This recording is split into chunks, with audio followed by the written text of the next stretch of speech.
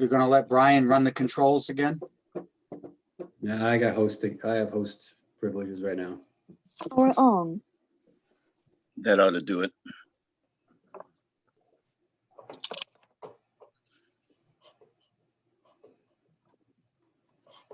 Jay, any update on that Compassion Center? They asked for a continuance. Okay, We'll be going over that shortly. ready.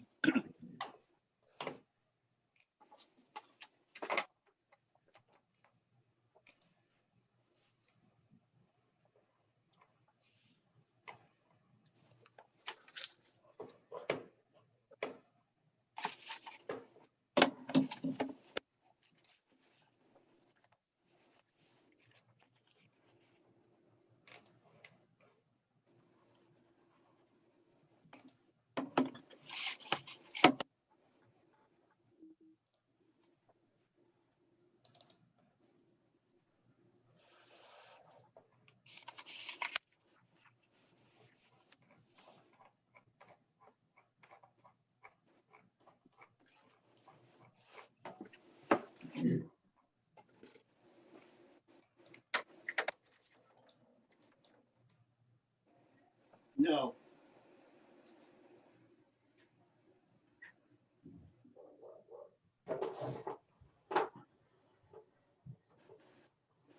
How you doing, Jay? Can you hear me all right?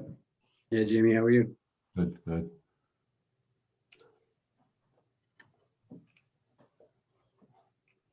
Nice, I can be in a meeting. I don't have to run now. Yeah, right.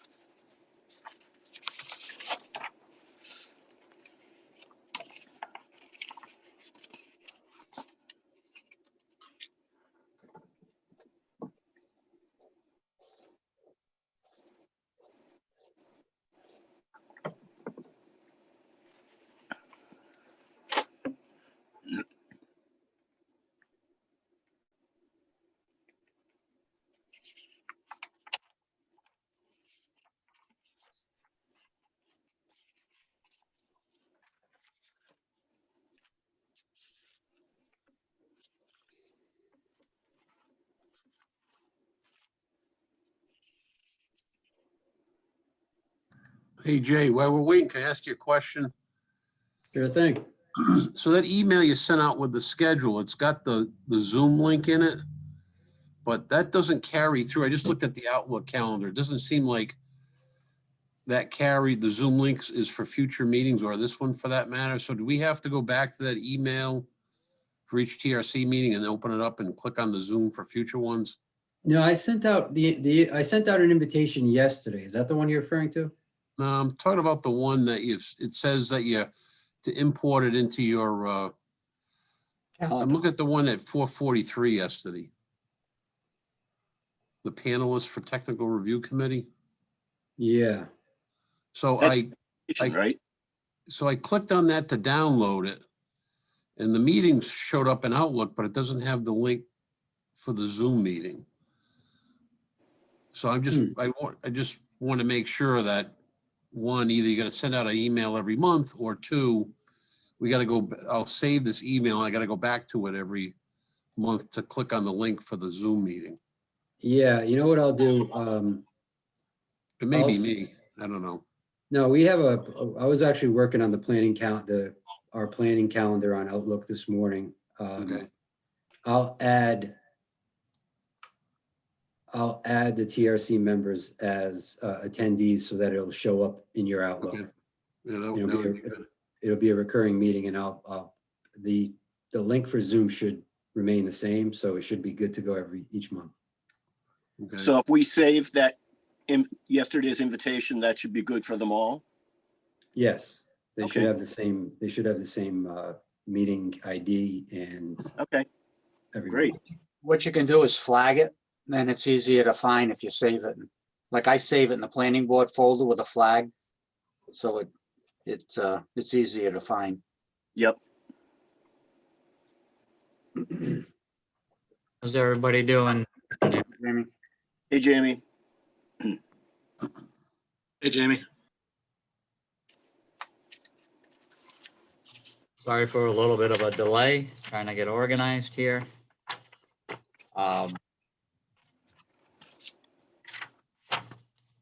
Looks we got just about everybody.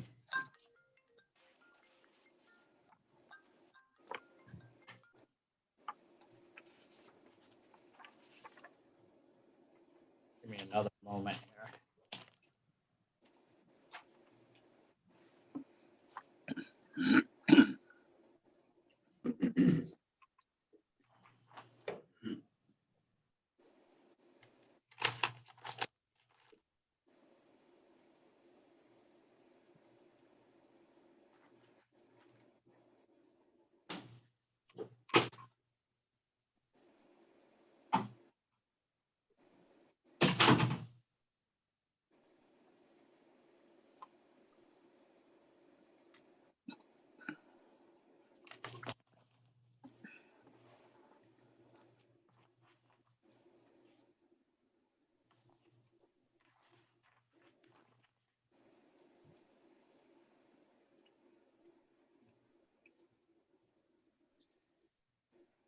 All right, Jay, we all set? We recording? Yes, we're good to go. We live streaming today? Yes. Okay, so I'd like to call the meeting to order at 1:06 PM on the 13th of January. Do a quick roll call. Steve DeMasi, Here. Dave Flanders, Here. Jamie Gorman, Here. John Schock. Here. John's here. Chris Henner Here. and Rich. Here. There. Here. Okay. And then also staff-wise, we have Jay Parker and also Jamie Rabbit as a member is chairing the meeting. Nice. As well as Brian. Was Brian listening in, or he was on the screen for a bit, Jay? He's here. Brian's here also? Yes, I was muted. Okay. Right. couple of minutes for December. Uh, Jay, those did not get distributed, correct? Correct. Those, they were partially complete, but they weren't complete, ready for the meeting. So I think we'll just hold off till February for those, if that's. So okay if with I you can have a guys. motion to table the approval of the December 9th, 2020 minutes. So moved. So move. I'll second. I had John and then Steve.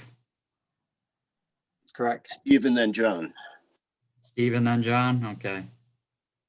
First, second. All those in favor? Aye. Well, Aye. aye. Aye.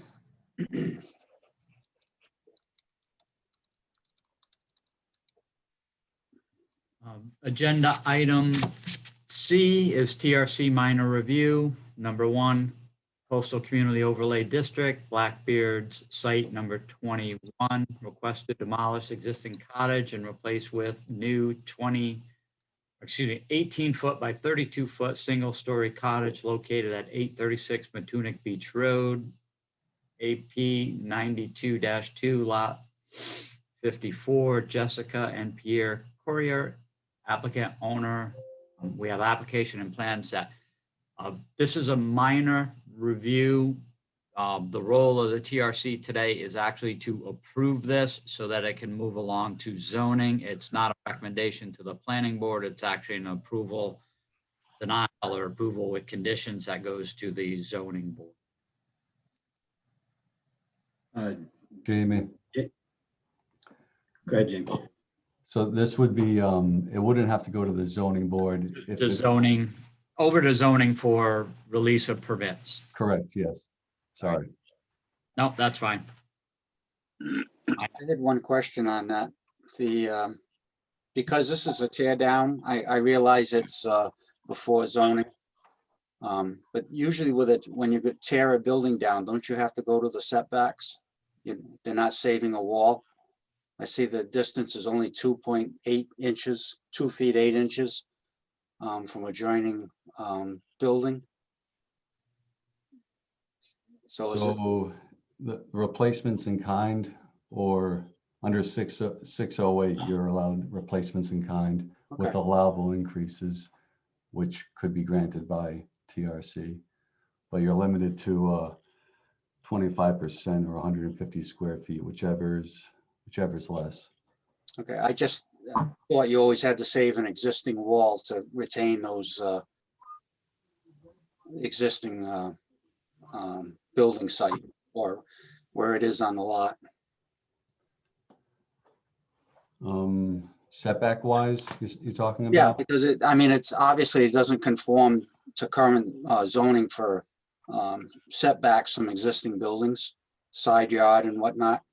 So to preserve that, don't they have to save one wall?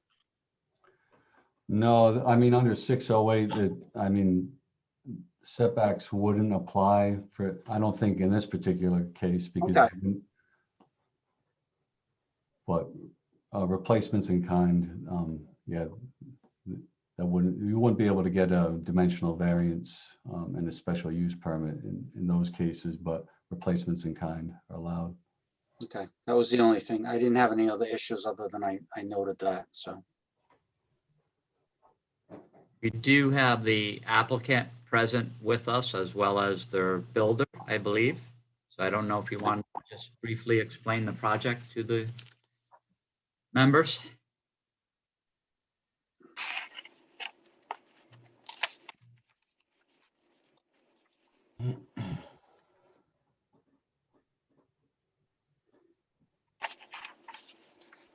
So our plan right now is just to demolish, as you were saying, replace it with an 18 by 32 structure.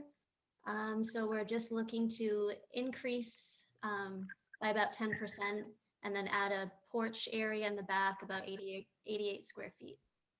Can we just have the speaker identify herself for the record? Jessica Courier? Thank you.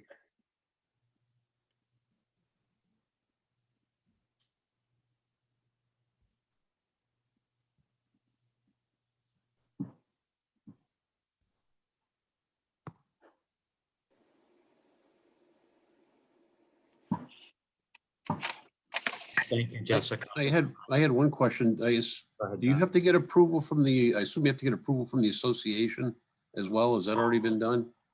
Yep, they've approved the 18 by 32 with maintaining all the distances between the neighbors. Okay, thank you.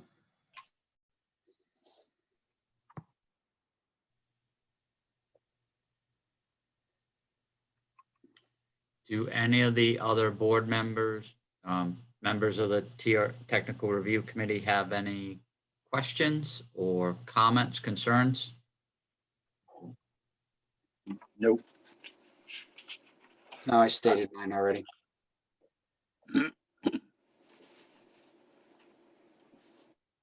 Chris, you're from a public safety issue.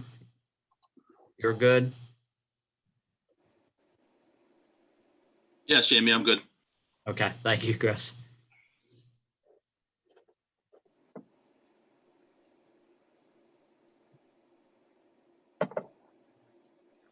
Again, Jamie Gorm, we're okay on the zoning side, right?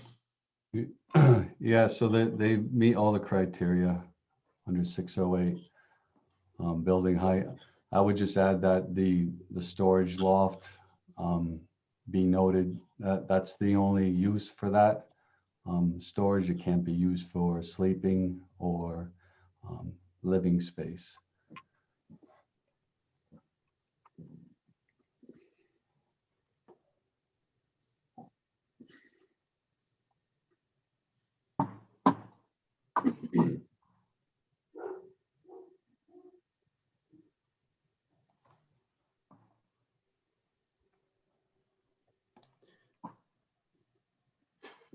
Jamie, this is Jay Parker. I just want to bring to your attention, we do have a hand up from a participant in the audience. So prior to the TRC deliberating, making a decision on this, we should probably. Yeah, Jay, if you see that raised hand, do you want to bring them in? Sure. Wayne Woodbury. Yes. Yes, I'm calling in regards to the proposed plan. I'm the neighbor next door, unit number 20. I have a great deal of concern over what they're planning on doing. They're planning on building 2 foot 8 inches away from me. There's been no attempt to create a fire separation there. There's plenty of room on the other side. There's 16 feet available. Move this structure away from me. The roof line, actually the building itself is going to be 16'9" tall. I'm 14 foot. Roof line is going to be metal. That metal is going to sheet snow off and it's going to go directly into my structure, causing damage to the windows, the structure, walls, siding.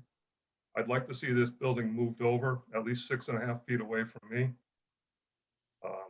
The roof line projection comes a foot closer to me, which actually makes their building 20 inches away from me, not 2 foot 8 at this point. The whole premise of the coastal community overlay was to create a better community, safer. The fire separation needs to be there. The roof line should be changed to asphalt shingle to allow the snow to stick and melt slowly and not sheet off when it warms up. And I was under the understanding that decks were not allowed to be covered, that they had to be open, which is one of the other issues. Am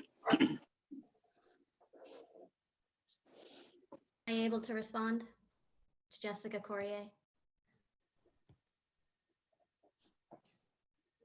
Yeah, Ms. Courier, go ahead. We had several meetings over the summer where we discussed this with the board. And we did hear Mr. Woodbury's concern about the distance of moving over the other way. However, within our community, we have to respect other people's view of the water. We have to respect the common space. So the recommendation of the board, they did approve our proposal as is. It was discussed moving over, but then we would be cutting into our shared space between us and the DiMuccios. You know, they're limited where they are already, so we didn't want to take up their space. The people across the street from us, we would block their water view. So we decided to continue with the dimensions that were already there. And again, we've discussed this several times with the board. To approve this, we did hear Mr. Woodbury's concerns. However, for the benefit of other neighbors as well, it was determined we would stay where we were. So I'm not sure how we would be getting closer. We're keeping that 2 feet 8 and we're measuring from the corner that's closer to the Corville cottage. So when we measure that 18 feet, it's going to be measured from there. We currently have 18 feet, so we're not planning on going any wider. Your plan does show a footprint of 18 by 32. But what you don't show is the 1 foot soffit projection that you have on your building, which extends out closer to mine, which is going to dump your snow load in the winter right into my building. So that is a hazard. It needs to be corrected. And it wasn't a unanimous decision to keep the building where it is. There is 16 feet of space which can be utilized. It's common area green space. Doesn't belong to any one particular person there. And for the sake of safety, the building should be moved over. For the fire protection and for the hazard of the snow load coming off into my building. I mean, I understand your concern. We can say that it should be pushed over, but we've discussed this several times with members on the board and asking to push it over. We would also have other people that would vote no and other people that would be here to argue that because it blocks their view. So we're not trying to take away anybody's space or anything that hasn't already been pre-established. We're really only asking to go a little bit longer. We're not changing our width. We're not really changing our footprint where we are. But you are absolutely changing what you're doing. You're going up 16 feet. You're going to be 16.9. You're going to be 2 foot 9 inches taller than me. You're putting a metal roof on. That snow on that roof, when there is snow, is going to come off in a sheet and it's going to go straight into me. So you are making some major changes here. You have a flat roof now on your trailer and room addition. Yeah, I think the pitch The that's view, proposed now the is the smallest view one. issue is not an issue. The issue is you're building a building that's going to create a hazard. That's unacceptable. We're maintaining the same footprint, the same width. I'll remind you that you also had the option to push over when you decided to build and you didn't. You maintained the 2 feet 8 inches and we're just asking for the same. We'll be building and maintaining the 2 feet 8 inches. I have an existing structure. You're proposing a new building. That new building should meet the current codes and requirements. I think it's already been discussed that it's fine as long as we're maintaining distances. I would ask the board to review the building in the distance between the two. The fact that they are changing and going to a metal roof, it's going to dump our snow load into my structure. Their soffit projection sticks out a foot further than what is shown on the plan. And make the necessary corrections. The building can be moved. It's just a matter of making that decision. The building can't be moved because that's going to have to be voted for on the board. And I already know there are people on the board that will vote against moving it because we're blocking views. We're not going to make everybody happy. We're trying to do this in the least obtrusive way. We're just asking to go a little bit wider towards the road, towards the front. I think it should be verified what the actual separation of those two buildings are. If the roof is hanging over the sidewall where they're showing the 2 foot 8 inches, if it's not actually 2 foot 8 inches, then, I mean, if you had a bay window in there, we'd be measuring from the bay window, not from the sidewall of the house. So if the roof is coming beyond that sidewall, that's where the measurement should be, as I understand. Yeah, currently we do have an overhang and the 2 feet and 8 inches is from wall to wall. So actually, if we were to measure from the overhang, it would be even smaller.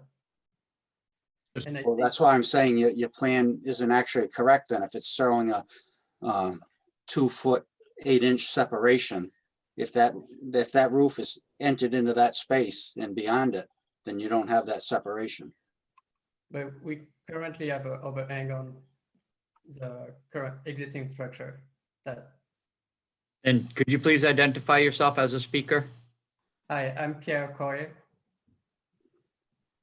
and your relationship to the applicant is? I'm a husband. Okay, sorry, Demick. I'm viewing plans and I'm not seeing everybody on the screen right now. With regards to Mr. Damasi's question, is there an existing flat roof structure or slightly pitched structure right now, does that roof structure have an overhang? Yes, It does not. it And does. Was that over? What is that existing overhang? It's, sorry, I don't have the exact dimension. It's, I would say between half a feet and a feet. Between 6 and 12 inches. What's shown on there is just measured wall to wall. But we currently do have an overhang, at least 6 inches, possibly longer. We didn't measure the overhang. When we got it approved by the board, the overhang wasn't stipulated. It was the distance from wall to wall. The proposed pitch of your roof, are you doing a 412, A 212. 212, which requires you to do, Jamie Gorman, that requires them to do the metal because it's a 212? It's not required to be metal, but asphalt shingles, there's no guarantee or warranty that, that wouldn't leak. So it would have to be a membrane. Membrane or, Correct. Jamie, they could do we'll call them the metal tabs on the metal roof to prevent an ice sheet from breaking free. I do see an issue though, which I wasn't reviewing this before. The 2'8", because this is replacements in kind are permitted under section 608. And then the fire separation of 15 is supposed to be maintained as well. The question is, building code wise, 5 foot, anything less than 5 feet between structures, the walls would have to be rated for exposure. So the 4 feet on the 2 northerly cottages, those walls would have to be rated, as well as, and that's both structures, anything less than 5 feet. So that's an issue. Jamie, where's this, the separation distance measured from? Would it be the roof overhang or the sidewall? Be the sidewall. And how about, well, if there was a bay window on there, would it be measured from the sidewall, the bay window? Correct. The bay window. So see, So the windows would have to be rated as well. So that's, I mean, the issue is being under 5 feet. yeah, well, I'm just saying if the roof does overhang that sidewall and is closer to a building that's situated lower than that roof line, I don't see how that doesn't come into play. Are they at the same elevation, the overhang, as his wall, or? I believe Mr. Woodbury said he's like 2 feet shorter. I'm at 14 feet. They're proposing 16.9. It's 16.9 for the overall, Jamie Rabbit again, planning director, that's 16.9 overall height. Do we have a height for the eave? For that fascia board? Or, sorry, rake. You have an elevation on that, Jay?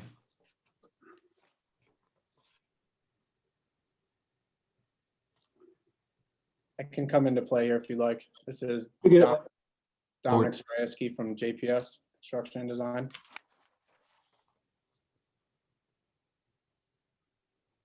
It shows it's plus or minus 14.5 on the plan.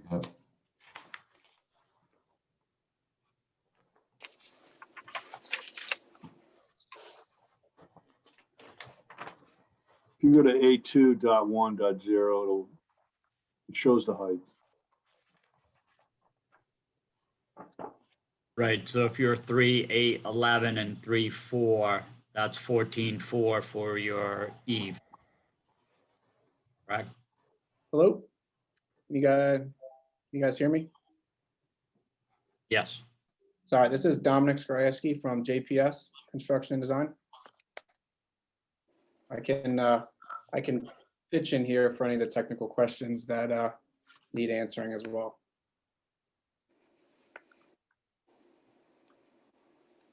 So Jamie Gorman, just quickly, you just pointed out in essence, a building code that would negate some of this discussion because there's a minimum requirement of 5 feet separating distance between the two structures unless both structures have exterior walls facing each other that are fire rated, correct? Correct, Than 5 feet. correct.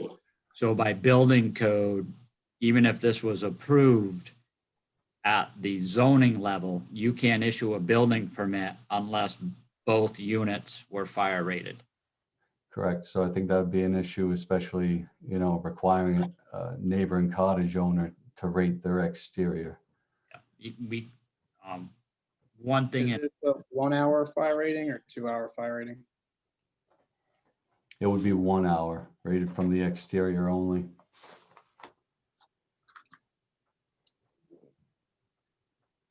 so Can check some. in most instances, Sorry. regulatory boards are, in their decision-making capability, need to make decisions that are based and in the control of the applicant, not delegate approval authority to, in essence, an abutting owner. And if the commission approved this in its form right now, based on what Mr. Gorman is telling us, that you would actually be delegating approval authority of the construction of this building to the neighbor. And that is not a good path to practice. So I think the TRC kind of has a couple options here. Could table it this evening, require the applicant to adjust their plans and come back, or the commission could look at approving it so long as it is moved a minimum distance of 5 feet from the abutting property that is located 2.8 feet away, or 2 feet 8 inches on the site plan that the committee is reviewing. I'd like to know how the committee members feel about that. Sounds about right. This is Steve. I could go along with the 5 feet separation. This is- Can I also make another recommendation? I know the abutter is concerned about snow coming off the metal roof. Would the applicant be willing to put snow fences on, I guess, that person's side to keep that from happening? We have a picture too, if that helps you visualize the space between the two buildings. And it does show the overhang that's currently on the roof. Yeah, but I mean, I think he's got a point well taken that, although the pitch is relatively flat, I mean, snow can come off a metal roof far easier than a shingle roof. So I think one solution, again, I'm just trying to play marriage counselor at this point, is to have you folks put a snow fence up on that side that abuts his building. That way the snow can't come sliding off the roof. Is that just a suggestion, if that's something you're willing? No, John, there are, again, Jamie Rabbit Plan, right? There are metal snow tabs, snow and ice tabs that can be added to the metal roof. That's what I mean by a snow fence, yeah. So again, I'm just throwing that out there to try to get rid of one of the concerns that's been raised today, that's all. I am concerned about the idea of moving it over because we've had this discussion. We've had so many to discuss, and that area is a common space. It is part of the flow of the park. The other neighbors, the DiMuccios, they have a single wide trailer right now. Most cottages there have a double wide trailer. So that area is partly theirs. It's a shared area, and we'd be encroaching on their area, blocking other neighbors' views. So we're just trying to go with the least restrictive, least obstructive option for neighbors. With regards to the applicant statements, I'll state it again, and Jamie Gorman, if I misstate, please correct me. Please understand that Jamie Gorman, overseeing both the building department and the zoning department, that if this committee made a recommendation to issue a permit, you could get the zoning permit, but your building permit would not be issued because you do not meet the building code with regards to separating distances between structures. You would have to have Mr. Woodbury improve his structure with a fire rating. So your approval and ability to move forward to construction would solely be in the hands of Mr. Woodbury. Your option is to move 5 feet away from Mr. Woodbury, which would then not require you to do the fire rating. And you could move forward with your construction project if the committee agreed. Does that Jamie, make it a little clearer for you as an applicant? Yeah, I understand, but I know that our board, it was very difficult to get this passed, and there are going to be other neighbors, and I think our project might be dead in the water. Because I feel like we're left with no options. Your building could always get narrower. Jamie, I have a question on the design aspect. Sure, Dominic. If the building code requires an hour from each, for each building, I assume that totals 2 hours. Could we consider doing a 2-hour fire rating on our construction that would satisfy the 2 hour? Or is it strictly 1 for each resident? Each exterior wall would need to meet the 1 hour. So yeah, extra safety factor on 2 hour on one wall. You're still, the issue is both walls need to be rated. Okay. I realize that that's what is going to be applied to our case, but Mr. Woodbury replaced his model a couple of years ago, so he wasn't forced to make the same considerations for the small space between us. Yeah, I wouldn't be able to comment how, the previous approvals. I couldn't comment on that. And if I understand correctly, we will need this fire measurement from the Woodbury, but also from the Fleming, since we're less than 5 feet away from them. I'm sorry, I couldn't hear you. Say that. So it would be the same, the wall on the backside. Our other neighbors, the Flemings and the Corvilles, would we have to also consider? Yeah, you need 5 feet from, it's showing 4 feet on the site plan. You're going to need 5 feet. So even if we do move over, if it's approved that we can move over 5 feet, if those neighbors also don't have the correct fire wall, then we can't move. Well, you can shorten the length of your building by a foot, and then you can narrow the width of your building by 2.2 feet, and then you wouldn't have to ask for anything.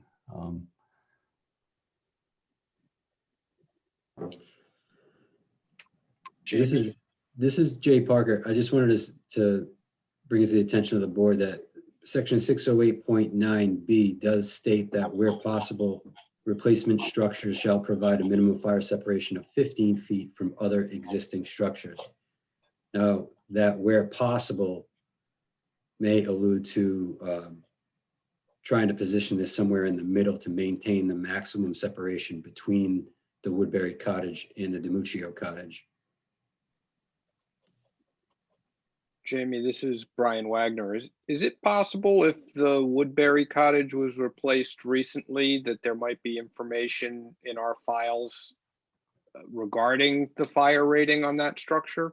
And if it is already 1 hour, would that address the problem, at least from that structure's perspective? Something in the building permit file, is that what you're saying, Brian? Yeah, if it was in fact replaced recently, would you have information on whether or not that wall is already 1 hour rated? Yeah, I can look into that because I don't know when it was replaced, but if it was recently, we should have everything associated with the construction with it. If it was the last few years. Was replaced with a park model home, so I'm not sure, but I'm not exactly sure of the timeline around 2016, but at that point, he also had the option to move over because there's space between him and another neighbor too, so I'm not sure. But that distance was maintained then in 2016. Mr. Mr. Rabbit, Mr. Woodbury has his hand raised again. Sure. Jay, please allow him. And the trailer is a park model trailer. It went in approximately 5 years ago.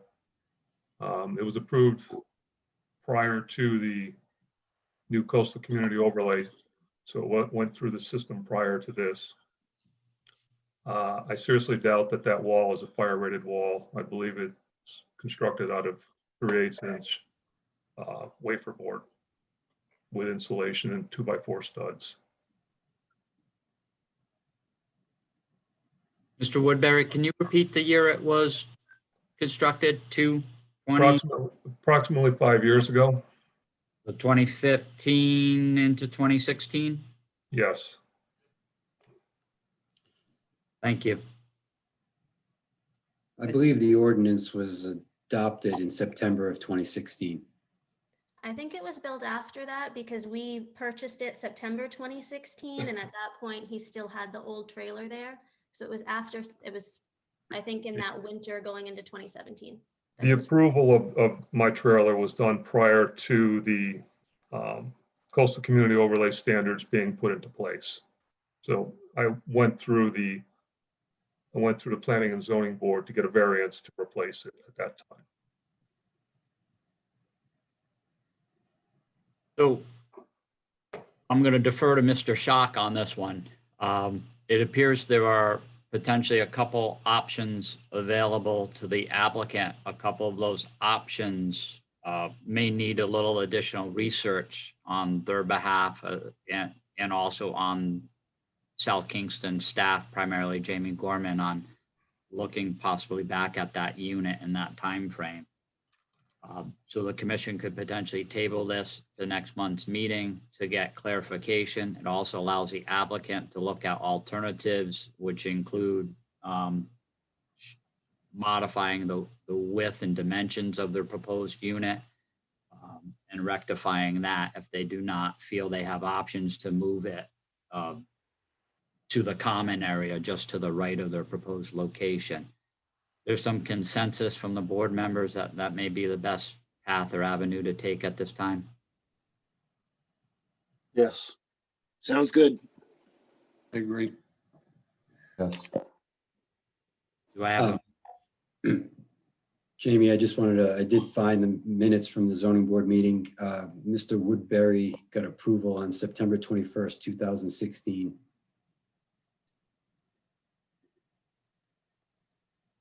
Just for information. That's approval from zoning. So to Mr. Gorman's side, if he was looking for a building permit, it would be post September 2016. Correct, Jay? Correct. Okay. Jamie, that building permit is 15561.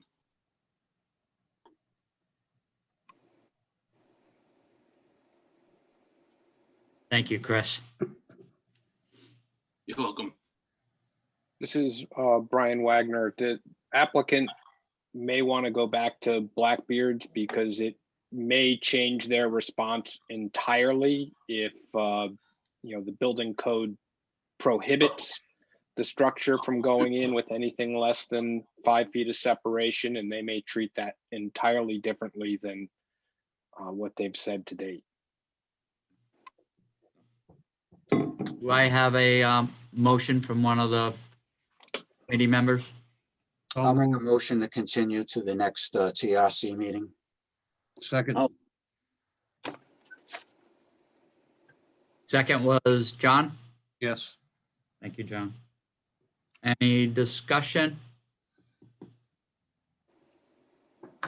All those in favor, if you want to just raise your hand. Aye. Any opposition? Any abstentions? None, the motion passes unanimously. We will see you in February. If you have any questions of planning staff or zoning staff, feel free to reach out to us. Okay. Thank you for your patience. Thank you, Mr. Woodbury.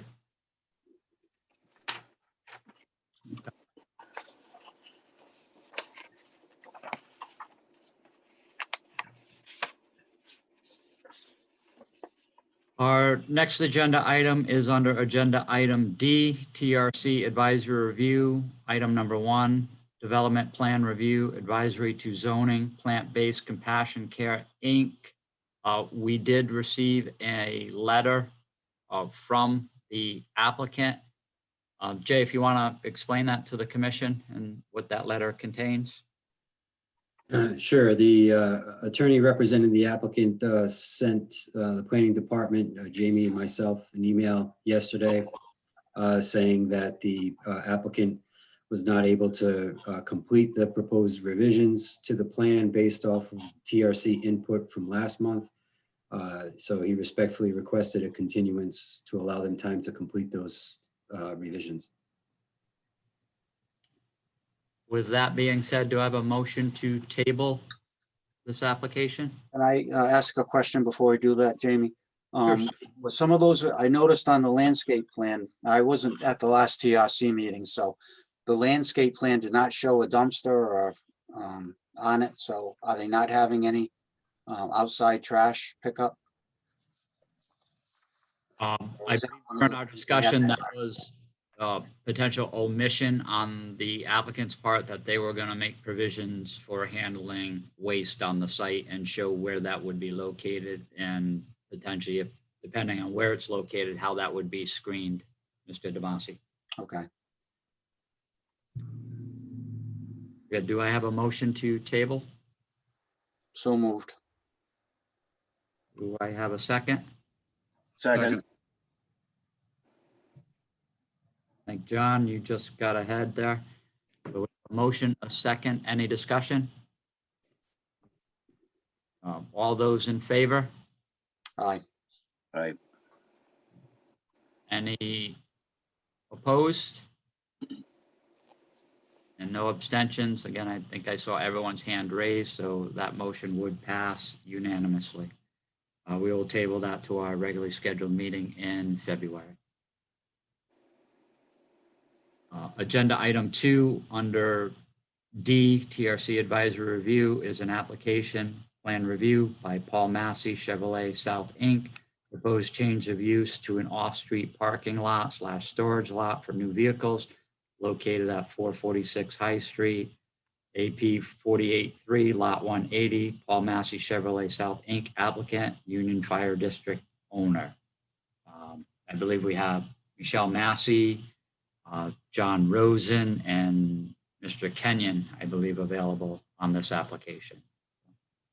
We should have a couple others as well. Do you know, Ms. Massey, do you know who they are in jail? Scott Wellington should be joining, Okay. and also Harry Delahunt. You said, so Scott's coming in. You said Harry? Harry as well. Mark Butler should be on the meeting too, the landscape architect. I think he just There we got. go. Hi, everyone. Hello.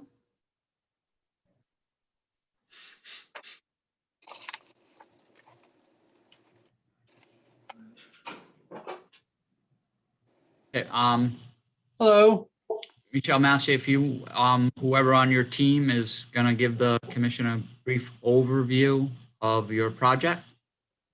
Yes. Jamie, that's going to be me. For the record, it's John Kenyon, attorney for the applicant. The applicant has entered into a lease with the Union Fire District for property at 446 High Street. The property is adjacent to the existing firehouse and was purchased by the fire district for long-term plans. They don't have any immediate use for the property. They are proposing a 10-year lease so that when the lease is up, they may have their use solidified by then. Under the terms of the lease, the applicant is required to demolish the existing building and clean up the site at their expense. The property is just over a half acre in size. It's in a CD zoning district. You probably all know it as the former Houston Brothers restaurant, which I'm not sure when that went out of operations, but it's kind of a dilapidated eyesore at this point. The applicant's proposing a parking lot which is a permitted use in the zoning district. The change of use requires the development plan review, which is why we're here today. They're proposing to use it for cars for their dealership on Main Street. The cars will be all be new or slightly used. There'll be no work performed on the site. They estimate that they'd be moving vehicles from this lot a couple times a day. So it's not like a commercial parking lot where people are coming and going frequently. We met with the staff last week and they had some, they requested that we make some changes to the plans, and we've done that. With us today are Michelle Massey, Scott Wellington, and Harry Delahunt from Paul Massey, and also Mark Butler, who's the landscape architect. But I was going to start off with Josh Rosen, have him go over the existing conditions plan, what's being proposed, and then also what's changed since we submitted the original application. Thanks, John. I don't know if Michelle or Scott, do you want to add anything up front as an introduction to the project before I get started on the site plan? I think we'll let you present first, Okay. Josh, and then we can, weigh in later. All right, great. So brief recap of some of the items on the site plan and what transpired at our pre-meeting a couple days back. The way this has been set up, obviously the buildings that are on site right now are going to be removed from the site, as well as the existing dilapidated parking area. The utilities that were servicing that building have all previously been cut and capped close to the street line. So there are no utility impacts or utility work proposed from a standpoint of water, sewer, or gas. Literally just what we've done here is repurpose the site in a park with a parking configuration that can be used to store the necessary vehicles that Paul Massey will move from their main location on Main Street to this site. So we've got approximately 54 parking spaces allotted here. This was the original plan that was submitted, where we were going to utilize both the northerly and southerly entrance to the site, the two that are existing today. Based on the pre-meeting with planning staff, it was recommended that perhaps we remove one of those locations, and the applicant is amenable to that. So we will be keeping the entrance point and access point on the southerly end of the site, the one closer to Schaefer Street. We had 2 gates shown at these locations. So one of those gates will be removed in favor of just the fencing, and that would be the one at the northern location. So the area will be completely fenced for security purposes, mostly. And we will have a 20-foot cantilevered rolling gate at that southerly entrance at this point. Additionally, what we did was we analyzed what was on site from impervious surface area. There was a slight increase in impervious surface. There's no drainage on the site now, but we accommodated a 25-year storm event with a bioretention area along High Street at the easterly property limits to provide some mitigation for the stormwater runoff from the new site. There's lighting that's going to be proposed for the property, again, mostly for security purposes. This plan had shown 3 locations, so the middle section of the site to the west, and then the northerly and southerly locations up at the easterly property line. We submitted revised lighting schematics in an illumination plan yesterday. Just again, another follow-up from our pre-meeting. It was recommended that we reduce the size of the light poles, the height, and we use more downlit cutoff lighting.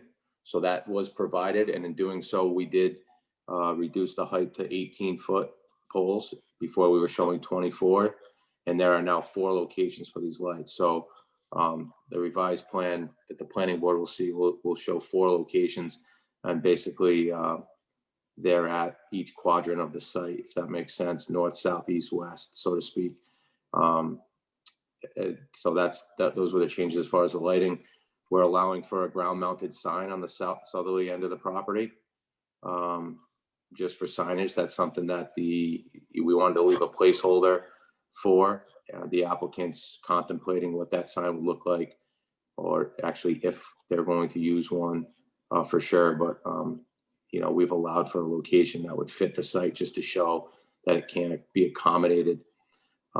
The landscape plan, which we'll get to in a minute, Mark will go through it, but this site, although this site plan doesn't show it, you'll see there's a heavy dose of landscaping that's been proposed. The other thing that I want to mention before I turn it over maybe to Mark was the fact that the fence was discussed at our pre-meeting, again, with the planning staff a couple of days ago. Originally, we had a black coated vinyl chain link fence at 8 foot in height to surround the property. Thanks, Jay. This is the landscape plan as well. The fence is shown here. We've since sent updated cut sheets on that fence, and we'll revise the plans accordingly. The fence height will be 6 feet, and we will use a welded wire fence, a black welded wire fence, which was a recommendation from Jamie Rabbit at our pre-meeting. So we've passed along what our intention is as far as the fencing yesterday as well, in a package that was sent over to the planning department. DOT's been notified of the project. We've requested their review of the site plan and the drainage calculations relative to that bioretention area I touched on. They're in the process. I just checked today. I haven't heard a response, but they're in the process of reviewing the application as it's been displayed here, and they'll get back to us with any comments or feedback on any of the elements relative to the fact that this project's along the state highway or a state road, being High Street. With that, I'll take a quick pause if maybe Mark wants to jump in now and talk about the landscaping, we can, and maybe we can solicit any questions after Mark's done with any of those elements. Mark, are you on? Yes. Okay, you want to take over, just discuss what we did on the landscape? Sure. We tried to meet the ordinance wherever we could. We feel like there were a couple of areas where we had existing landscape features that were going to satisfy that, specifically between the fire department and the subject property. There's a hedge, and because the two properties are owned by the same owner, and it is a nice tall hedge, that's the way we dealt with the northern property line. As we come down around along High Street, we've got a nice deep planting area that we're using for drainage. So it's going to be a rain garden type of planting with the fence behind it. We've got a mixture of evergreen shrubs, all natives, stuff that's suitable for that type of environment so that it treats the water and it can thrive. As we come up Schaefer Street, we've got a 10-foot planting bed, which meets the transition yard requirements. We've exceeded the density of plantings to a certain degree. We've got 3 trees marching up from High Street. They're ornamental deciduous trees, tree lilacs. And underneath that, we've got a series of different shrubs, evergreen shrubs, that are going to provide some views into the site, because we don't want to make it so that it's completely unviewable just for security purposes. But it's going to complement the fence that's going to go in and run up along Schaefer Street. And then as we get closer to the property on the west side of the site, we've got a bunch of evergreen trees, cryptomerias, which are going to provide some nice screening. As you look at the neighborhood and the neighboring properties up Schaefer, they're going to really cap off that corner piece so that the parking area is going to assimilate into Schaefer quite nicely. As we go along the back and the western side of the property, we have a situation where the property to the west is about 15 feet higher than the parking area.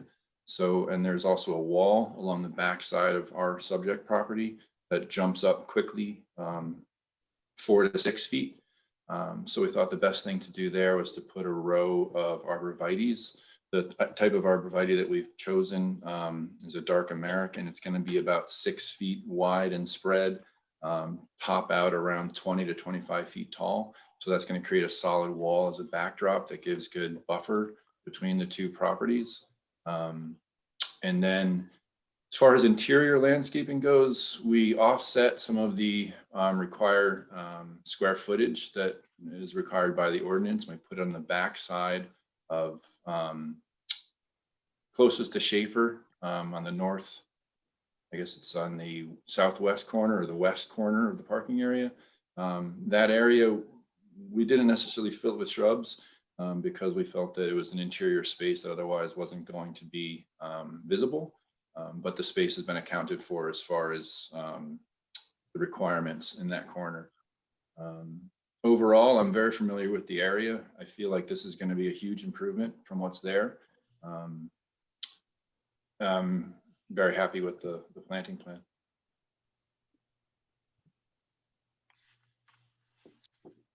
Thank you, Mr. Butler. Thanks, Mark. I don't know if anyone, Michelle or Scott, want to add anything to the operations at this time? Yeah, John. So I just wanted to be clear that there's not going to be any car carriers dropping cars off on High Street. Those will all still be dropped off on Main Street as they currently are. We'll be shuttling these vehicles down, one at a time. And, from past experience using annex lots, we're not there that often, maybe a couple of times a day, taking cars in and out. There'll never be customers wandering that lot, on that lot. We won't be, selling from that property at all. But, that property right there is, perfectly situated for us to, continue to expand and grow our business. Our business last year, was up approximately 30%, and, we project even additional growth this year. So, this is a perfect property for us. And, if anybody knows about any of our other properties, we plan on treating this the same way, the upkeep the same way, and just, improve the look, of the property, year after year. So.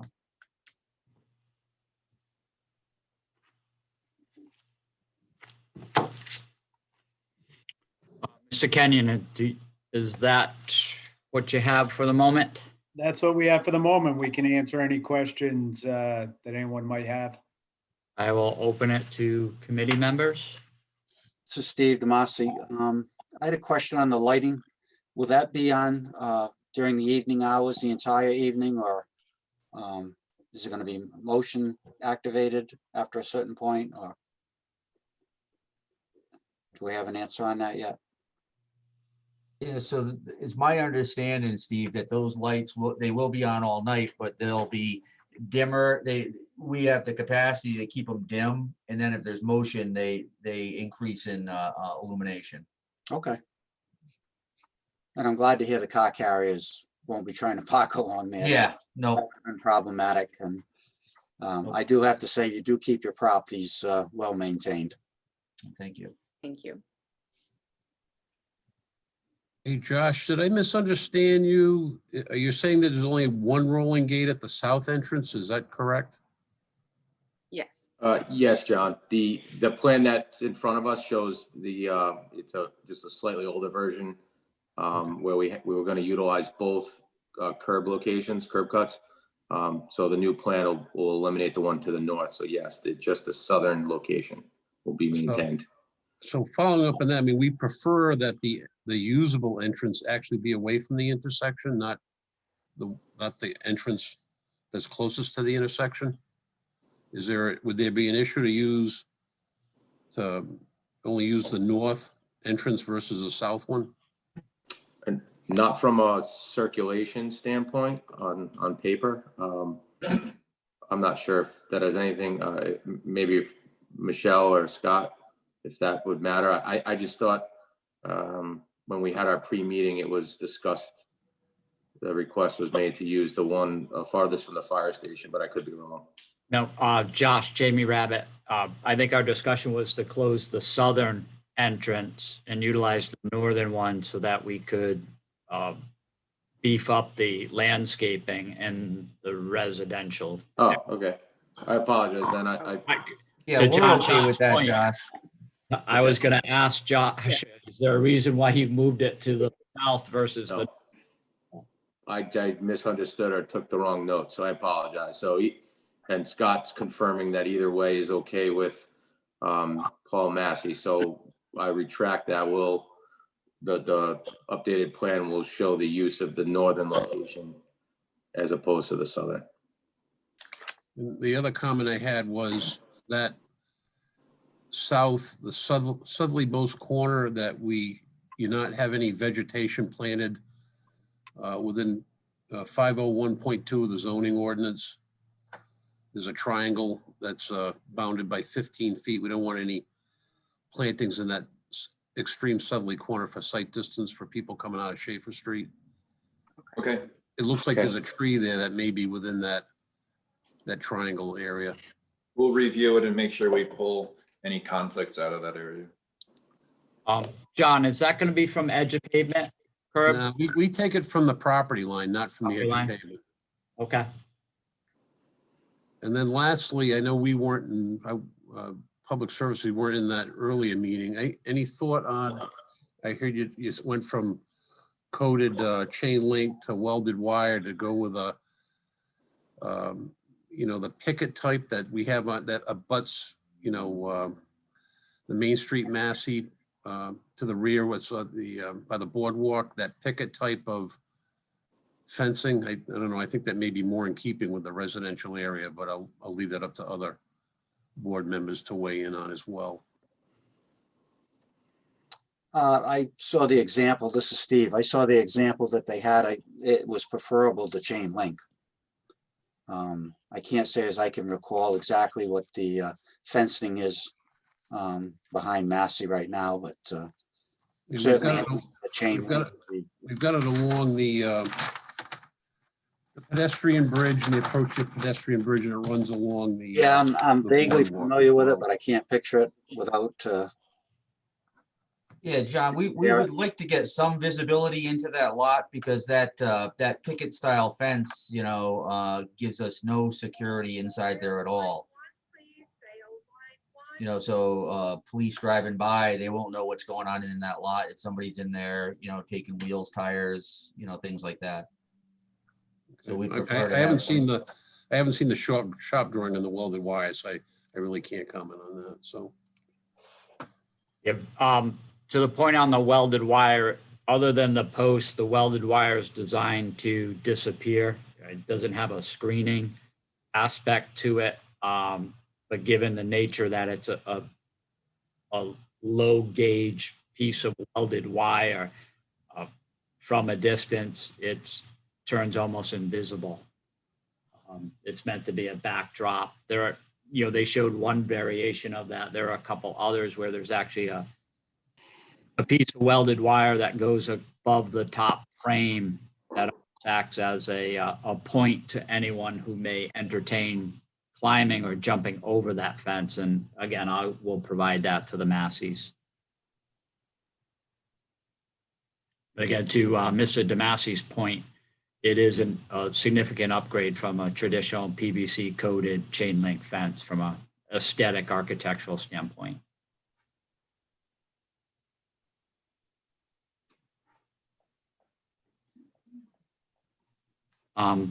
Rich, do you have any comments at this point in time? Yeah, maybe a few. My video feed keeps locking up, so I may cut out. But I had some concern at the meeting we had, I guess, a couple days ago about the curb cuts. The existing curb cuts, one's 45 feet, I believe, and the other one 40 or 35 feet. The one further south is smaller.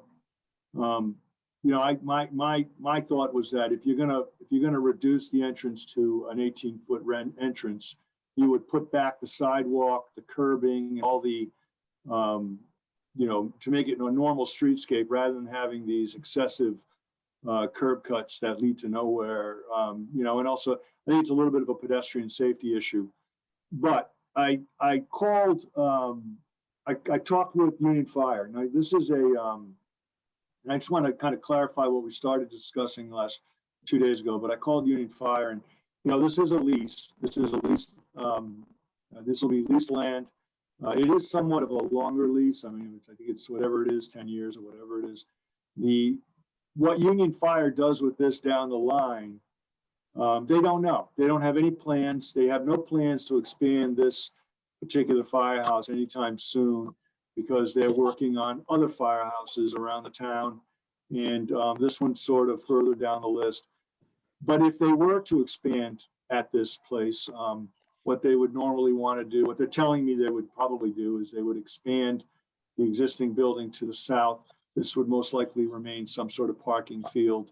If they were to ever do anything, and they could still, frankly, they could still expand on that firehouse without even, going into this property. They could.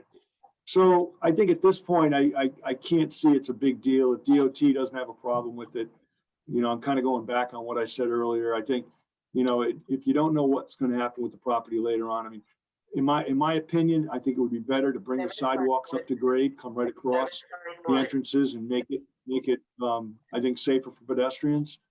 But is it deadly unsafe? It isn't. It isn't the way it is, but no, that's my opinion. I'm not too fond of the pond being right behind the sidewalk. That sidewalk is actually elevated on both sides. It's a 6-inch drop, I believe, on the property side on that sidewalk. So there's a section of sidewalk that's going to be elevated that comes right across that pond. The way it is now is at the existing parking field. And if you look at that image, you can see it drops 6 inches behind the sidewalk on the island area there. So there it drops down, it goes up again, but it drops on the back side. In fact, there's even granite along the back side. So when that pond is installed, just keep in mind that water is going to discharge, I think, unless it's brought up higher, it'll discharge on either side through these existing entrances. It won't go over their proposed entrance, which is further down, but it'll go out the existing entrance. It's very odd. Now, the only caveat I think would be that, from looking further at the package, because, now that I've got all that, but I guess, and you can just verify for the record, Josh, that the expansion on the impervious conditions only a little greater than 500 square feet. Yes, that's correct. That's correct. Yeah. So it's pretty small, and then going to a 25-year storm, whereas now there's none. So, I mean, it's just, it'll make the situation a little better. I'm still not fond of it, but again, I don't know what else you would do. Anybody that comes in and develops this property is going to end up with the same condition. Yeah, Rich, Jamie Rabbit, I think I share a similar concern, but I think we can address it another way. That southern entrance that's proposed to be closed as part of the revisions to the site plan, it needs to be clear from a landscaping perspective, or even if there's a granite curb on the west side of that sidewalk, that doesn't function as an entrance anymore, that there's no tendency for someone who's headed south on High Street to make a turning movement into that reduced sidewalk profile. So I think, that's a challenge potentially for Mark Butler from a landscape design perspective, to make it clear that is not a turning movement anymore. Now, if you were a pedestrian and you were walking down through here, you're going to have these two spots where water is really kind of focused and coming out. Now, presently, you have a wider entrance. It's probably sheet flowing a little differently. I can see the way the sand goes. It sheet flows, but it'd be over a 25-year storm. Now, normally, people aren't out there walking around on a 25-year storm's big. And it doesn't sound like, well, 100-year storm sounds so much bigger, but it's really, 25 years pretty big. People aren't walking around. A 100-year storm is a hurricane. Nobody's walking around on that. But But so I'm not, I guess I kind of go, both. I don't think it's really good policy, what's being proposed, but I don't know that you'd have any other options. Josh, would you have an opportunity to make sure that no sheet flows coming through that southern entrance and even maybe extend your? You're not gonna be able to do that. You can't. Water's existing water is going down through that. And the way the design, unless you slide the pond all the way over to that corner and grab a different portion of the property, you could do that. But then you're still allowing water to go out. The only way to avoid it would be to pipe it to a catch basin that's in the road. That's the only way you can avoid it. And DOT does let you do that, but again, it's what happens to the property down the line. You're making, pretty significant change that would only may have to be undone down the line sometime. So, Rich, Steve DeMasi, only because this will probably come up at the planning board. Does this type of use, parking use, exempt from interior landscaping? Mr. DeMasi, you bring up a good question. Jay Parker and I spoke at length with the applicant a few days ago regarding interior landscaping. Jay and I are looking closer at that because what you have is parking lots are allowed in this zoning district, but you have a parking lot with the functionality of warehouse. So interior landscaping is required for a parking lot. Yeah, and that's not required. This is a little different type of use. Right, and the difficulty here is the way landscape code is when you have a parking bay, if it exceeds 12 spaces, you're supposed to have an end cap. And to some of the bays, you're supposed to have an end cap. The difficulty, if you count 12 spaces, your end cap ends up 90% into the parking lot. And then if you look at where those end caps or islands would be, you would potentially end cap. Jay, if you can highlight those 4 spaces, kind of 3/4 of the way through the site on the west side, very west. No, to the right a little bit. 4 spaces headed north, south. 1, 2, just to the right of your cursor. Right there. Those 4 spaces, does that serve a purpose of end capping those and landscaping those when they're only 8 spaces off of your other landscaping, Steve? Yeah, I'm just asking it because I think it's going to come up. So what we've asked the applicant to do is look at an alternative to the traditional aspect of end capping those and landscaping. We also had a discussion addressing that doesn't mean you tuck additional landscaping on the perimeter and call it interior, even if it really exists on the perimeter of the site. So we're really giving the applicant and Mr. Butler as the landscape architect a challenge to try and come as close as he can to being code compliant without asking for a significant waiver or relief under zoning. I mean, this is a great improvement to that lot, to say the least. Right. So we're, from a zoning perspective, in our department, we're trying to balance the requirements of the landscaping and then the functional use as, in essence, a open warehouse space for a product that is a vehicle, not a box or something stored within a building. With that being said, Mr. Rosen, we did look a little closer trying to figure out the landscaping requirements and how we would fit an island or something in there. And when we did that, we put a few turning templates on the parking lot. Can I ask you, Josh, if you had the opportunity to look at the turning movements for, a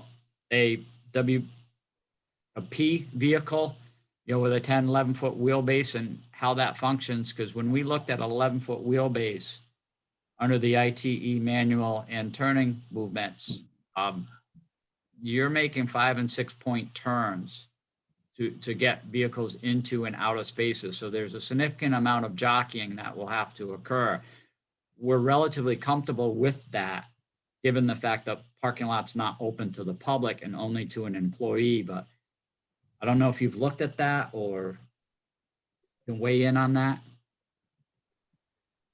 Yeah, so I analyzed the site, you know, for what the intent was, and that was to obviously to a certain degree maximize the opportunity to use the space for storage while still providing somewhat of a tasteful aesthetic, not looking like a you know, a rundown car lot, so to speak, where there's junk, like, you know, you see it like a junk car lot where there every area seeable is taken up with cars, you know, for lack of a better example. So it wasn't as prime of a focus as far as specific turning movements as it would be if this was a lot for customers, residents, clientele, things like that.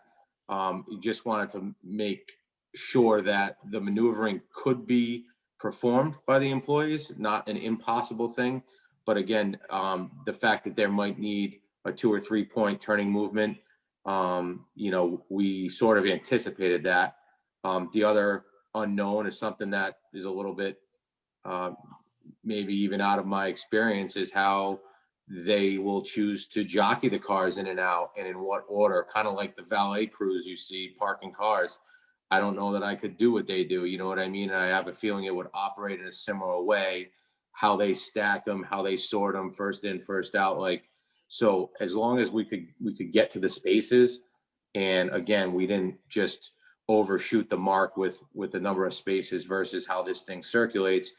That was what we were essentially looking for. So I could probably recognize some of the or understand which locations you're talking about that might be a little more challenging to make the turns, but it was something that again, we're trying to strike the balance between making the area valuable for the applicant and you know, also making it possible. Yeah. It's not like I said, not perfect like it would be if there were business at the site with customers, residents, residential people, or anything else coming in and out, which isn't obviously the case. Right. From my perspective, I'm comfortable potentially moving it along TRC level to the planning board, but I think as it comes to the planning board, I'd like to see the functionality of the turning movement for a few of the spaces. And, you know, those are the couple with High Street, and then even the westerly spaces. Bumper to bumper aren't necessarily issues because to the Massey's point of view, if a new car bumps another new car's bumper, you may have to live with that. But if those westerly spaces and conflicts to the easterly spaces, a bumper against a side door is a different story for you, Michelle. So I just, you know, Yeah. Again, it's just really looking at the functionality and making sure that what you're looking at works for you as we contemplate potentially addressing landscaping. Yeah, I know you've proposed 54 spaces. You know, it may be the functionality of some of those spaces you're going to have to put smaller cars in just to move them versus stacking a full-size sedan. So, Yeah. Josh, if you could, as you move this process forward, take a close look at that. That's where I'm coming from. Okay, fair enough. So a couple last comments on my end. So I'm a little concerned with that, I guess the easterly fence line. Can that be moved up to the back of the sidewalk? I know it doesn't give you much room to pull and queue, but I'm worried about, you know, that vertical face curb that's on the backside and then going right into that stormwater feature.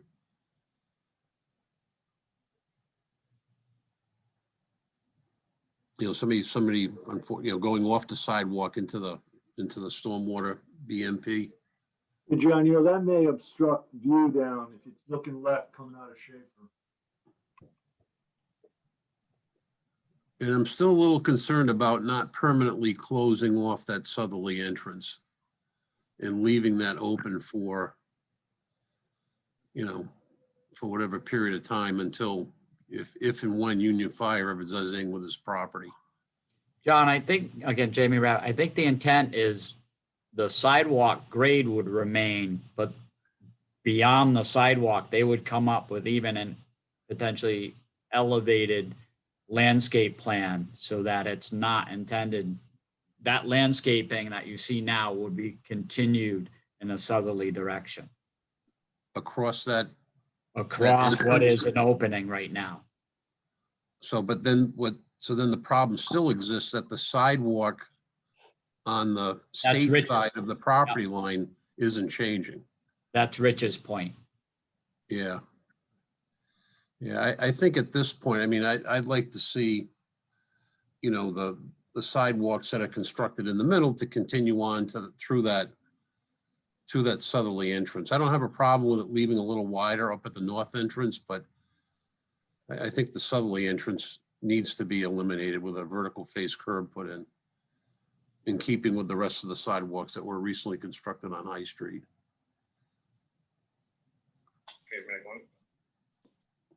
John, is your concern mostly protecting the pedestrian? Yes. Yep. And again, so two things. One is, again, removing that existing driveway opening on the south side with the sidewalks, replacing it with sidewalks and curbing in keeping with what was recently constructed. And can that fence be moved to the property line rather than, and have the stormwater feature behind it rather than in front of it? John, you'll never be able to see looking left out of Schaefer. With that fence right there. That would only give you 5 feet to get the nose of your car out. So what do we do to protect pedestrians? Well, maybe a railing all the way across that. I'm sorry, Rich? Like a low railing across that Yeah. whole. Something. So maybe you can give that, the applicant give them that some thought before the planning board meeting. So the step, John, the area behind that curb, if it drops down 6 inches like it does from the top of curb to the asphalt, the bottom of the bioretention area is 18, a foot, almost 2 feet deep, but it's not right behind the curb. So there's the back side of that curb will be on somewhat of a landing area, and then it'll start to slope down into the bottom of the where the volume would be of the stormwater capacity. So I don't know if that helps this scenario. In other words, like, it's not like when you step down, you are still stepping relatively the same depth that you have now, which is the same depth if you step off the curb into the street, directly off the curb into a street. It's the same height. I'm looking at sheet 4 or 5, and it looks like, unless I'm wrong, the slope comes right up to the back side of that rear curbing. No? It slopes up to about 2 feet behind the curb. It's a 3-to-1 slope from the bottom right up to the 33.75. And then you've got about 2 feet to the back of the curb. Yeah, I mean, if you can give some flat surface, again, I'm just looking at sheet 4 or 5. Yeah. It looks like the slope starts at the back of this curbing. Well, So, I mean, if you're picking up more volume by going farther to the south. Yeah, just in that section, you could flatten that out, maybe. Yeah, if you can do that, I think that would be, Okay. that would suffice. Okay.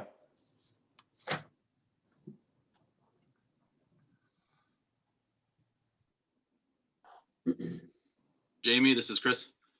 Yes, go ahead. So with closing that south entrance, we're limiting the access for fire vehicles. When I looked at this, we had 2 accesses, the north and the south, to get fire vehicles in there. We won't be able to turn where we won't be able to turn and come down to the other side of the parking lot without the south entrance. Chris, you can't get a passenger vehicle through this site. You will not be able to get a fire apparatus into this site and out. Even with, Correct. I'm just thinking through the gates, not making any turns. I mean, if you had a car fire, are you putting a piece of apparatus in that site, or you? Depending on where it is, yes. Depending on where it is in there, yes, absolutely. So if you, I'm asking this question as kind of education for me. So if we were in the southwest corner of that site, you wouldn't set up on Schaefer Street and be 20 feet from the car versus pulling a vehicle straight in? No, because we have a fence there, so we wouldn't be able to get through the fence with firefighters. If we put access, would that alleviate some of your concerns? You mean put a gate on that side? Put a gate on that side? Yeah, that would give us better access, sure. Pedestrian gate. Yeah, that would alleviate some of the concerns. I'm just thinking of getting, even if we were to park on High Street, stretching a line all the way from the gate, all the way to that the southwest corner. All right. But if we looked at a man gate, two gate wide access for you somewhere along that southern boundary, that may address some of your concerns? Yes, that would probably do it. Probably more towards the southeast corner. So right where the double parking are towards the left of the picture, where it says 17 ton, right in that area would probably be good. And then we could put the other thing was to get a key box, a key safe, the same thing that's on all of the buildings, so that we would have a key, so we could get access if there, God forbid, if there is a problem in there, we can get quick access in there. So if we're going to put a gate, we would want 2 of those. So we could either put a keyed padlock or a key safe, which would be the same key. But we can talk about that when time comes. I just want that on record. Okay. Yeah, that's a good suggestion on the pedestrian gate.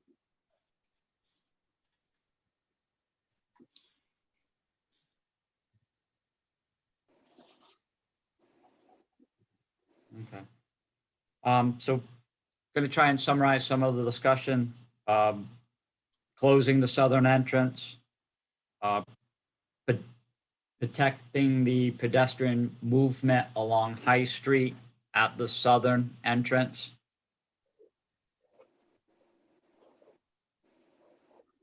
Providing fire access along Schaefer Street. Chris, I'm going to leave that a little open-ended, but providing that access as a recommendation. Yeah, that's fine. For addressing interior landscaping.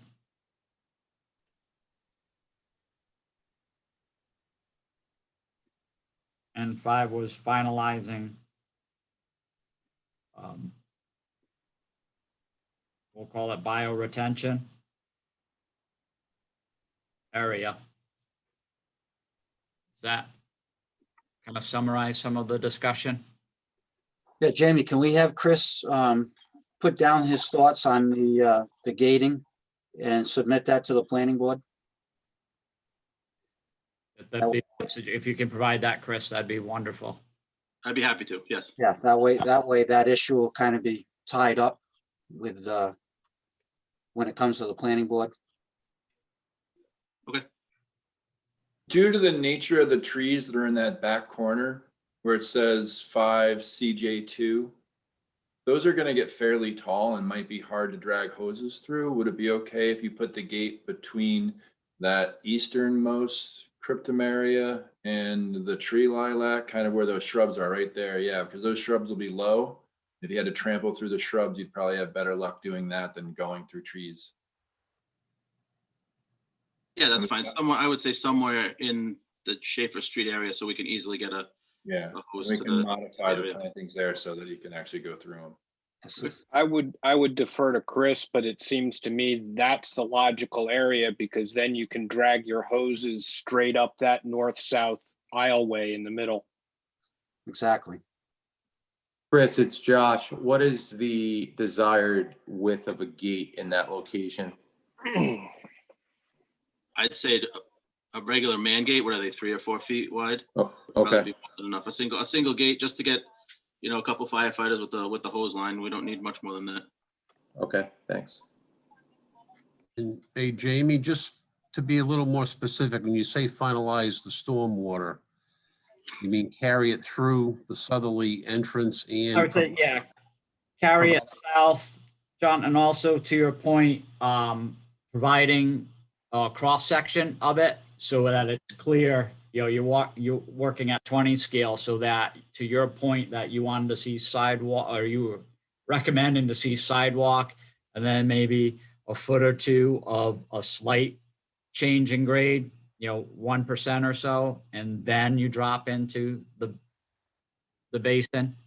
Yes, and then the side, closing the entrance, again, a little more specific with sidewalk and curbing in keeping with what was recently constructed on High Street.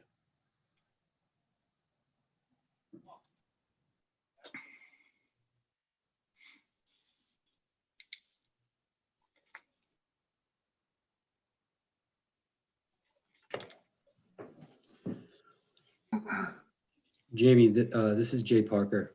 Just wanted to bring up the point that has been made yet. This rear property line does represent the zoning district boundary between the commercial zone on this side and residential zone on this side. As such, transitional zone landscaping is required. Scaling out this distance from the property line to the fence is approximately 6 feet. That is insufficient for per the ordinance, per the subdivision regulations for landscaping. It seems that there may be a request for alternative landscaping in this situation to satisfy the regulations.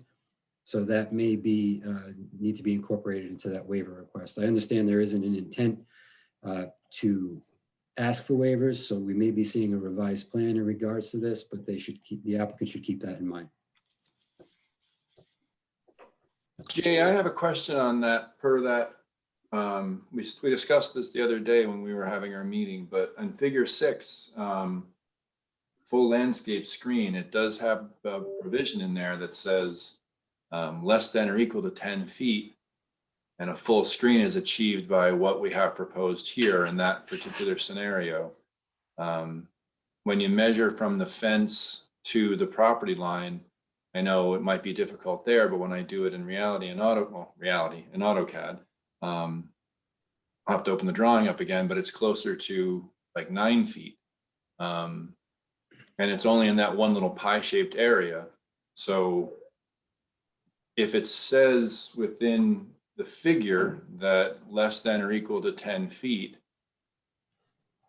which one is it? Does it have to be 10 feet, or because it says less than or equal to 10 feet, is that okay? I'm going to put that figure up. Give me 1 second. Hang on 1 second. I have to. I believe this is the figure that's being referred to. Yeah, and I also was trying to determine the appropriateness of how we apply this less than 10-foot wide yards, greater than 10-foot wide yards, as there isn't a reference to the yards in the ordinance specifically. However, the transitional landscaping requirements does require the rear of this property where it abuts the residential zone to maintain the same side and rear yards that the residential zone does. So I'm not really sure how to apply it. When you read the regs, it points you to this figure.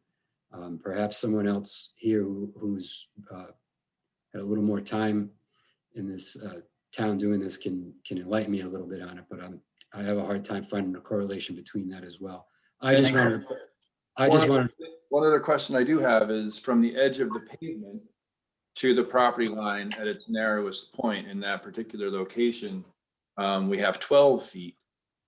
So, and I don't know that the landscape bed is defined by where the fence is located within that 12 feet. So if we were to put some plants on both sides of the fence, that takes the 7 foot between the fence and the property line, 8 feet between the fence and the property line, and it turns it into 12 feet just by putting a couple of shrubs in that corner.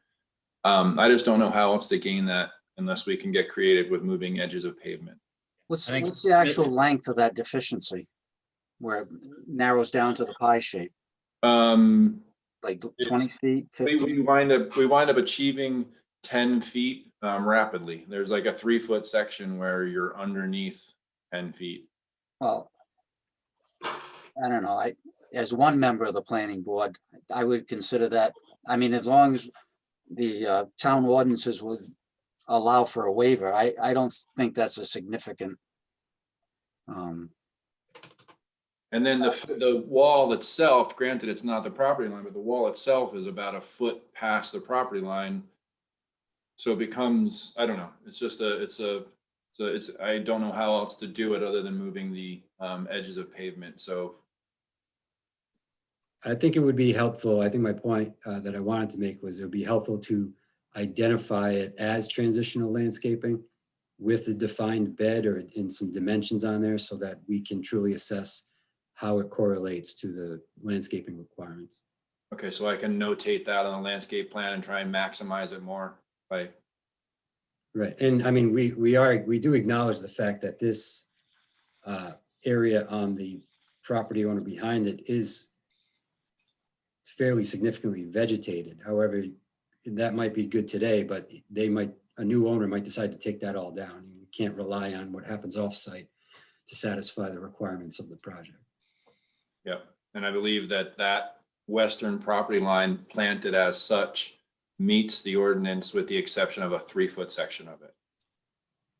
I think, to Mr. Butler point, Jay's point, as well as Mr. Damasi's, I had 5 items, starting with the southern entrance, pedestrian movements, fire access, interior landscaping, fire retention areas. I think if we simply add number 6, address transitional landscaping areas with the planning board, we can continue that discussion on the regulatory side. Okay. Does anyone see anything in addition to those 6 items that I just briefly referenced? No, I don't. I think you got it. Mr. Flanders, you've been a little quiet today. Yeah. So far, everything's been moving all right. I mean, it sounds like we're doing, it's a constricted, it's a puzzle to figure, all of this out. And yet I think it's coming, it's coming out. I think it's coming to into fruition. So it looks good. And I think you addressed all the concerns, so. The only thing I would, I'm not familiar, I'm not, I'm an arborist, but I don't know all these particular varieties of trees. When you were trying to do a screen, whether on the west side or along Schaefer Street, oftentimes the trees get planted so close together that they crowd each other out. I mean, interior branches start to die out. I'm all in favor, and I don't know if it would meet the planning board's criteria, but I'm in favor of leaving a little more space between the trees as they're planted. Well, David, I would appreciate that, you putting that in writing and submitting it to the planning board. Okay, sure. Obviously, as an arborist, that carries some weight. Okay, I will do. Thank you, Dave. The only one last thing I'll point out, but I think it's germane probably more to the planning board discussion, is on the lighting plan, which we thank you for revising that and giving us some additional detail, Josh, is that there are 2 existing street lights on the property just to the east, almost flanking both entrance on existing telephone poles. So we would further evaluate that and as the project moves through the planning board process, as it relates to what we have for background light conditions and what you're proposing to go. You may actually have an opportunity to eliminate the one pole in the front if there is enough ambient light from those two existing street lights. And again, your lighting and lumens plan doesn't take into the account that there's existing background light on this site. And then to your point where you've explained that the lights have the ability to dim and not dim as we move forward, to Mr. Damasi, we need to make sure that the planning board's cognizant of that and doesn't lose sight of that discussion that if they have the ability to dim them, they also have the ability to turn up the volume in essence. And any favorable motion by the planning board should recognize that the lumen is restricted to a maximum, except in that potential security realm. And I'm sure, Josh, if you can be prepared just to explain further that, if a motion sensors trip, that the lumens go from 7 to 12, but only stay there for 10 minutes or whatever the functionality of that lighting plan is. Okay. That's what I have.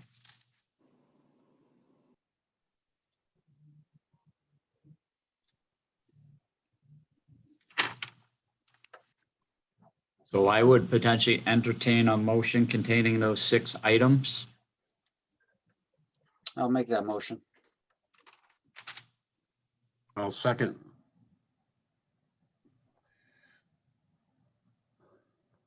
And Jay, if you can bring up the screen so I can see everybody again. We have a first and second to recommend that this go to the planning board with 6 items to be addressed at that stage. I'll take a vote. All those in favor? Wait a minute, discussion? Yep. Sorry, discussion, Dave? Do you want to add another condition with the spacing of the trees, which I can articulate and send to Jay? Would that be a seven? We can do that. I'm comfortable if that's. If you're gonna submit a letter, that's fine. Okay. I don't know if we really need, it's not really an action item if you Sure. already, if you're all right with sending a letter to the board. Sure. Much like Chris is gonna submit the letter on the acceptability of the gate. Yep, okay. Any other discussion? All those in favor? Aye.